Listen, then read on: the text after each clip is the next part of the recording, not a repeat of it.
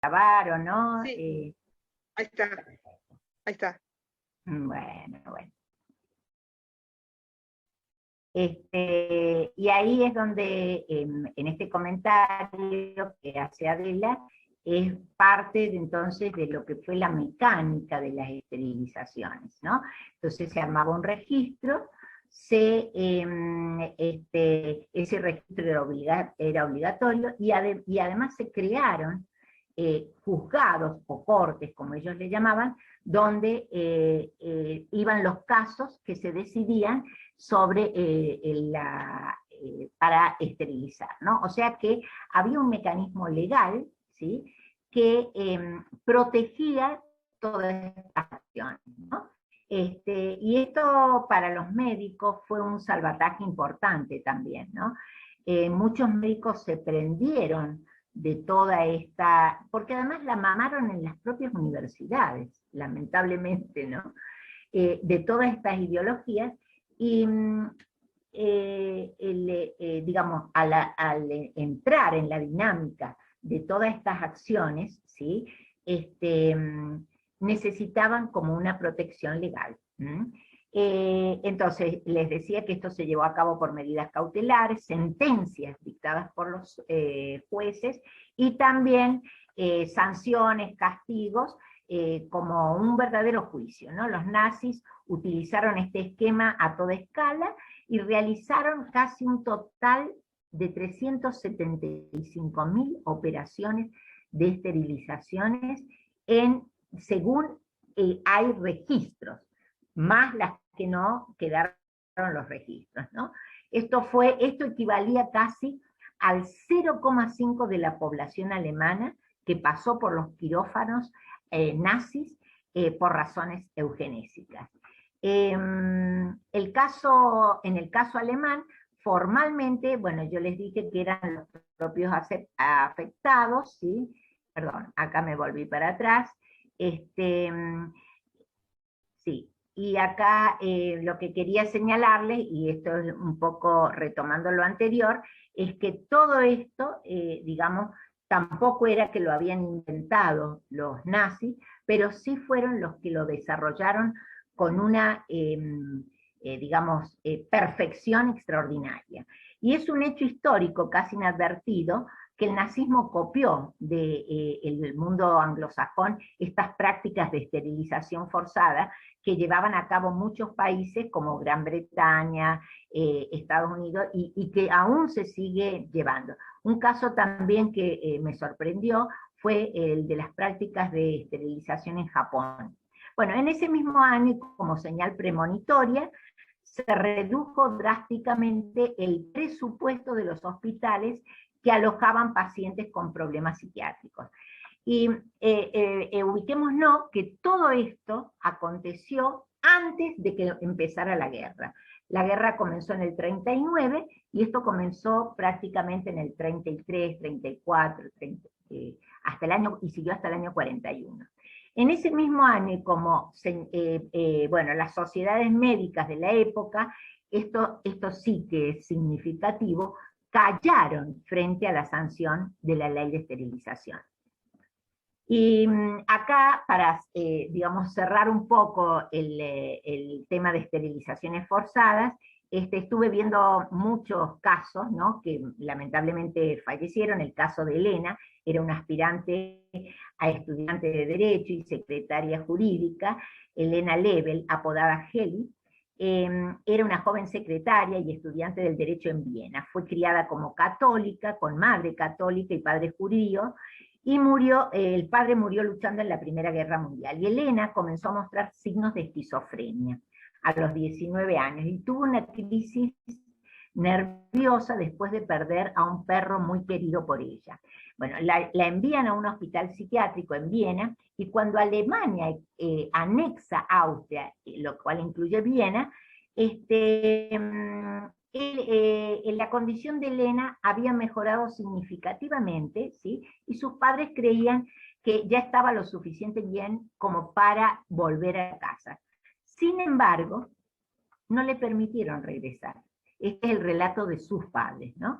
Primero les dijeron a sus padres que sería dada de alta, y luego que la habían trasladado a otro hospital. Y de hecho, en realidad, lo que sucedió, porque así consta en los archivos de Nuremberg, Helene fue transportada a una antigua prisión en Brandeburgo, en Alemania, la desnudaron, la examinaron físicamente y luego la llevaron a un cuarto de ducha donde fue asesinada con gas letal. Y a pesar de esto, la aspirante a estudiante de Derecho fue catalogada oficialmente como moribunda en su habitación de excitación esquizofrénica aguda. Eso era lo que decía su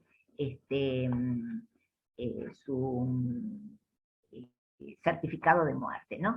Helena, desde luego, fue una de las 9.772 personas que fueron gaseadas en 1940 en el Centro de Eutanasia de Brandeburgo, que fue uno de los 6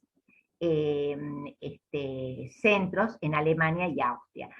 Y miren qué interesante, a diferencia de lo que pasó con el Holocausto, con los judíos, los centros de eugenesia o de eutanasia, digamos, estaban en ciudades de Alemania. En cambio, los campos de concentración, los guetos y los campos de concentración judíos se hicieron fuera de Alemania, esencialmente en Polonia, Lituania, en distintos países que fueron conquistando, ¿no?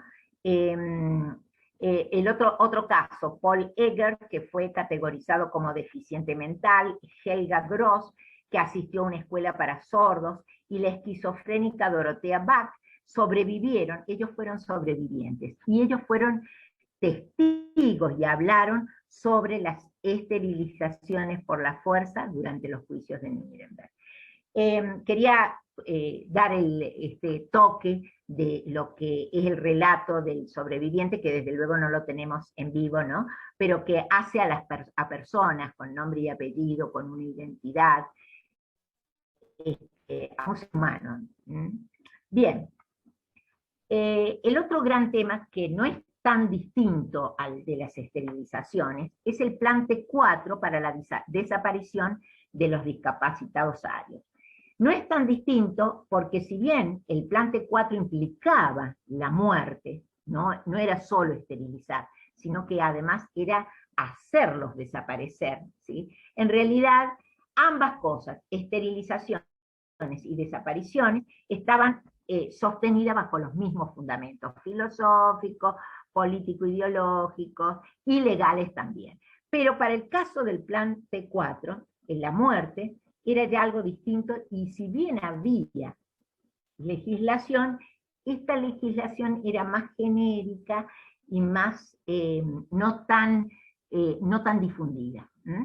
Entre 1939 y 1941 se puso en marcha un programa llamado T4, por el cual se eliminó entre 70 y 100.000 alemanes internados en establecimientos psiquiátricos u orfanatos u otros hospicios de esa naturaleza. Y aquí, esto es importante, el diagrama de pensamiento era claro. Primero, una ley de esterilizaciones y luego una orden de eliminación porque eran incurables. Esa era un poco la lógica, por eso digo que ambas tipos de acciones fueron en realidad una entrelazada con la otra, ¿no? Y acá justamente es pertinente recordar lo que mencionó Abel al principio, que el antecedente inspirador de todo esto fue en la década del 20, como ella lo mencionó, el libro Permiso para la destrucción de la vida indigna de vida.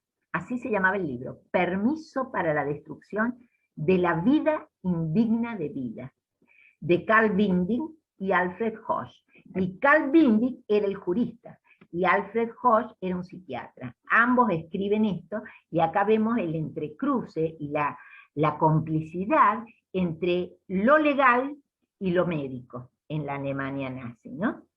Esto, desde luego, también vamos a ver que algunos, muy pocos, se rebelaron, pero vale la pena reconocerlos, porque eso quiere decir que se puede, que no es algo totalmente absoluto.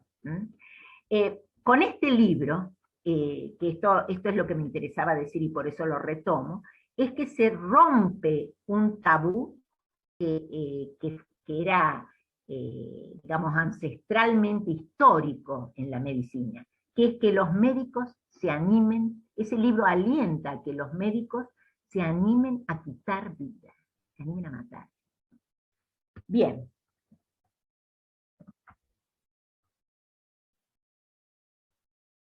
Este plan, ¿sí?, tuvo como responsables a médicos y enfermeros, cuyo objetivo era eliminar a personas que se creían que eran enfermos incurables, niños y adultos con problemas de salud mental o física hereditarios que no fueran productivos, sobre todo que no fueran productivos a la sociedad.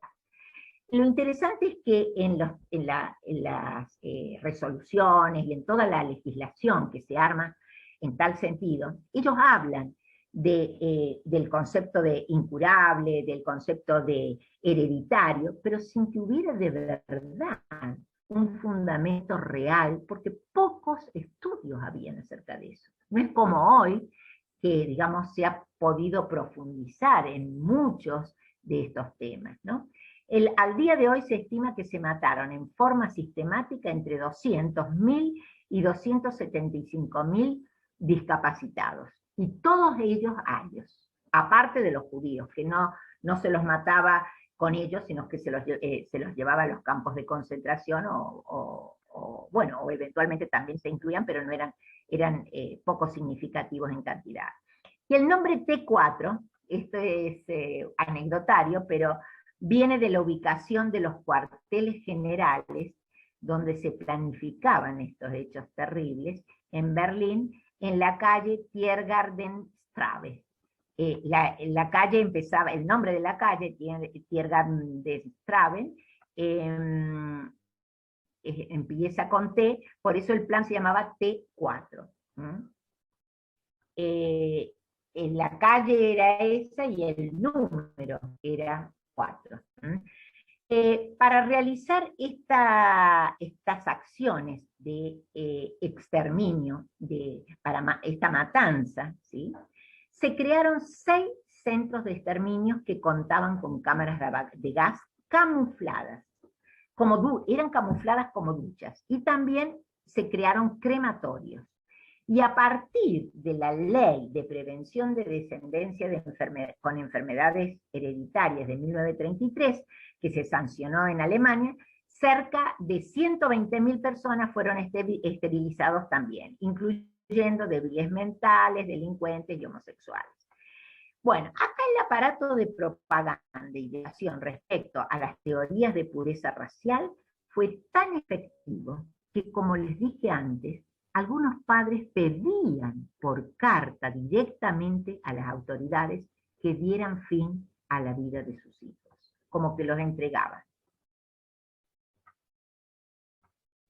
Si bien la discusión sobre eutanasia no prosperó inicialmente en los primeros años, ¿sí?, del régimen nazi, o sea, a partir de 1933, en 1939, al inicio de la Segunda Guerra Mundial, y no estoy hablando de las esterilizaciones que comenzaron mucho antes, la eutanasia, el plan T4, no comenzó antes de la guerra, sino apenas empieza la guerra. ¿Y por qué? Porque, primero, el plan de eutanasia pasó a la práctica apenas empieza la guerra. Y ahí justamente tenía como fundamento que había que eliminar todo aquello que en realidad no era útil para la sociedad, para orientar los fondos económicos y los esfuerzos y la energía para atender a los soldados y a la población sana que hacía honor a la raza aria. En agosto de 1941, cuando este programa duró de 1939 a 1941, y recordemos que la guerra duró hasta el 45, ¿no? Entonces, 39, 40, 41, 2 años fueron, ¿no? Cuando el programa se levantó, más de 70.000 internos psiquiátricos ya habían sido asesinados y otros 30.000 estaban a punto de serlo. se calcula que más o menos el 50% de los pacientes de los psiquiátricos alemanes fueron exterminados, y en 1941 no se había dado forma aún al aparato industrial holocausto. ¿Esto qué quiere decir? ¿Y por qué estoy diciendo esto? Porque en realidad este modelo que se aplicó para el plan T4 fue el que después se aplica a los judíos para exterminarlos. Cuando se pensó en la solución final, ¿no?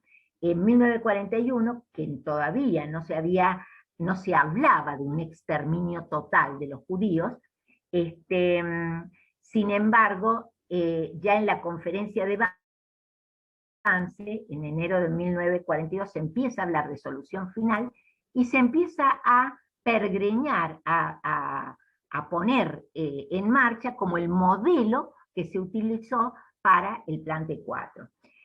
Bueno, acá realmente es un tema para pensar, porque ya no era el genocidio de los judíos, era el genocidio sistemático de sus propios hijos. Esto es lo terrible, esto es lo que cuando uno estudia estos temas se pregunta más de una vez cómo fue posible, ¿no?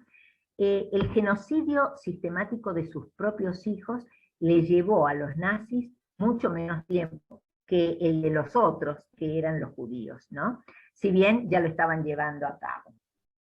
Este programa se efectuó en 6 centros, ¿sí? Ubicados en Alemania y Austria, que fueron porque Austria pasaba a ser Alemania en la época de la guerra, ¿no? Y los centros fueron Grafenegg, Brandeburgo, Hartheim, Sonnenstein y Adamar, en distintas ciudades de Alemania. Las características de las víctimas eran variadas, había personas que portaban enfermedades o defectos hereditarios según criterios médicos, muchas veces dudosos estos criterios, como enfermos de epilepsia, aunque también se encontraban ancianos cuyas familias no podían hacerse cargo.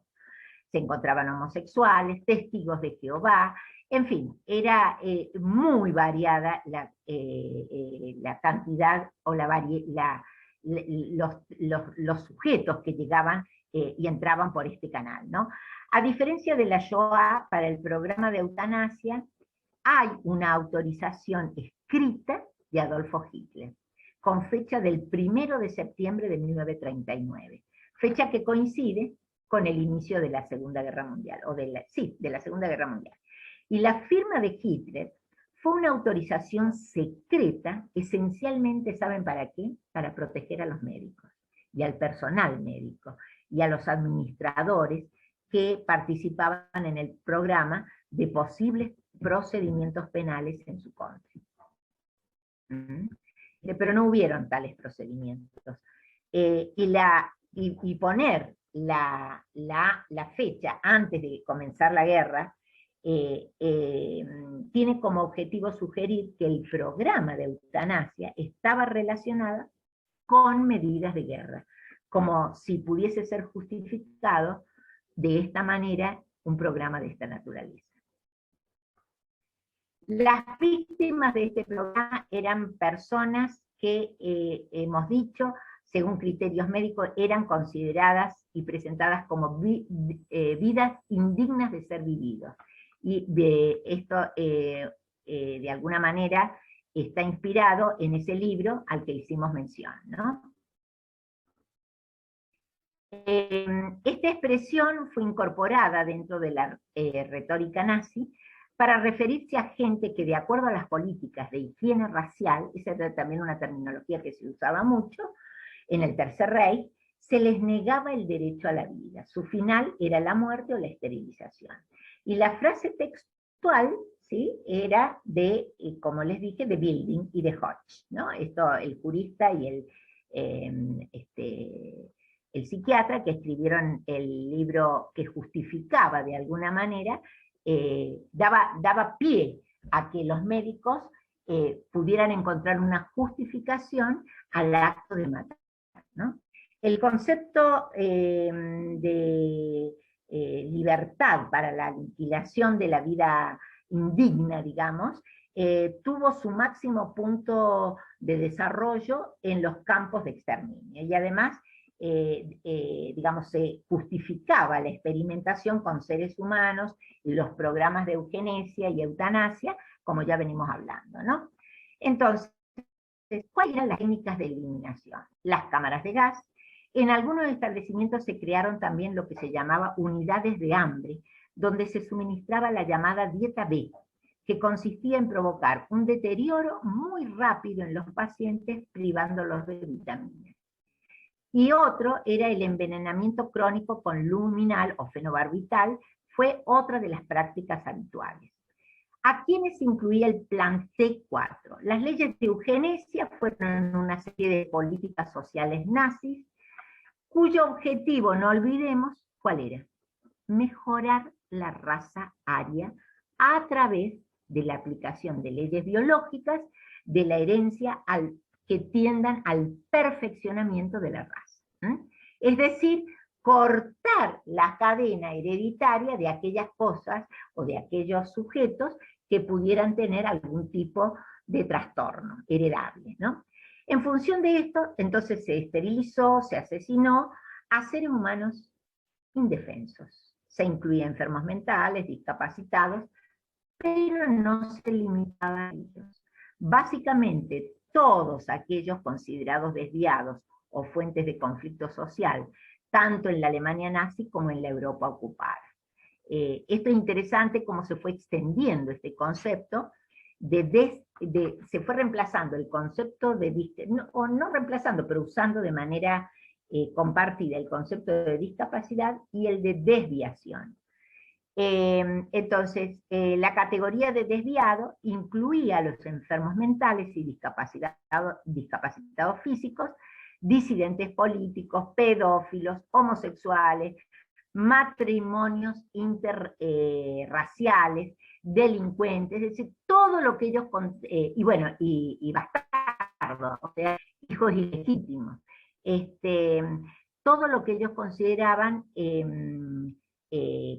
comportamientos desviados. La otra categoría, los de conflictivos socialmente, por su parte, aglutinaban, había otra categoría más que también con la que se fue agrandando este